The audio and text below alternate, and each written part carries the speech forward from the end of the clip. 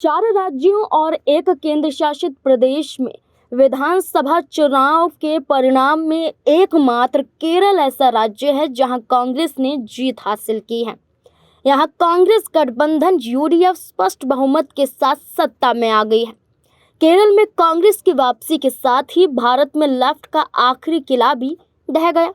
अब भारत के किसी भी राज्य में वामपंथी दलों की सरकार नहीं है।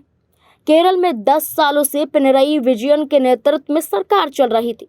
हालांकि इस बार कांग्रेस ने वामपंथी सरकार को हरा दिया, ये चौंकाने वाली खबर है। लेकिन इसी के साथ साथ केरल के चुनावी नतीजे से एक और चौंकाने वाली जानकारी सामने आई है।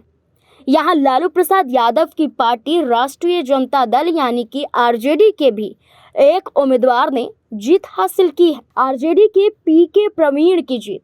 दरअसल केरल में कांग्रेस नेतृत्व वाले यूडीएफ गठबंधन की लहर के बीच लेफ्ट के साथ चुनाव लड़ रही लालू प्रसाद यादव की पार्टी आरजेडी के एक उम्मीदवार ने जीत हासिल कर ली है। केरल की कुथुपरंबा विधानसभा सीट पर आरजेडी उम्मीदवार पीके प्रवीण सबसे आगे हैं। इन्होंने कांग्रेस गठबंधन के खिलाफ चुनाव लड़ा और कुथुपरंबा सीट से कांग्रेस गठबंधन की ओर से इंडियन यूनियन मुस्लिम लीग की जयंती राजन को जो उम्मीदवार थी उन्हें हरा दिया और पहला स्थान प्राप्त कर लिया। कुथुपरंबा विधानसभा सीट पर आरजेडी का असर।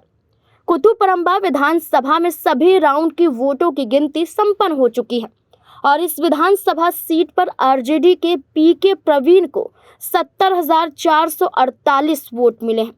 70,448 वोटों से वो जीत चुके हैं और इंडियन यूनियन मुस्लिम लीग की जयंती राजन 69,162 वोट उन्हें मिले हैं और 1286 वोटों से दूसरे स्थान पर रही हैं। वहीं भाजपा के एडवोकेट शिजी लाल चुनाव हार गए हैं। केरल में आरजेडी के इकलौते विधायक पीके प्रवीण कौन? नामांकन के दौरान पेश किए गए हलफनामे के मुताबिक आरजेडी प्रत्याशी पीके प्रवीण बिजनेसमैन है। ये दर्ज किया गया हलफनामे में। उन्होंने अन्नामलाई यूनिवर्सिटी से एमए और एमफिल की पढ़ाई की है। उनके पास 3 करोड़ 27 लाख की संपत्ति है, जिसमें से 1 करोड़ 33 लाख की चल संपत्ति है और 2 करोड़ 5 लाख की अचल संपत्ति शामिल है। उन पर 15 लाख रुपए की देनदारी है।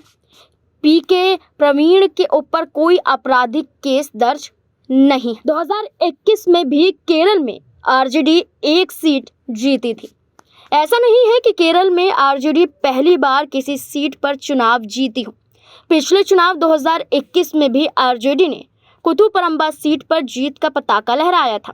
उसके प्रत्याशी केपी मोहन को करीब 70,000 वोट मिले थे, जबकि दूसरे नंबर पर यहाँ पर पी अब्दुल्ला थे। इस बार केरल में आरजेडी ने 3 सीटों पर उम्मीदवार उतारे थे, जिसमें सिर्फ एक ही सीट पर आरजेडी को जीत मिली और वो सीट कुथुपरंबा है और इस सीट पर पीके प्रवीण ने चुनाव जिताकर आरजेडी को एक सीट दिला दी है।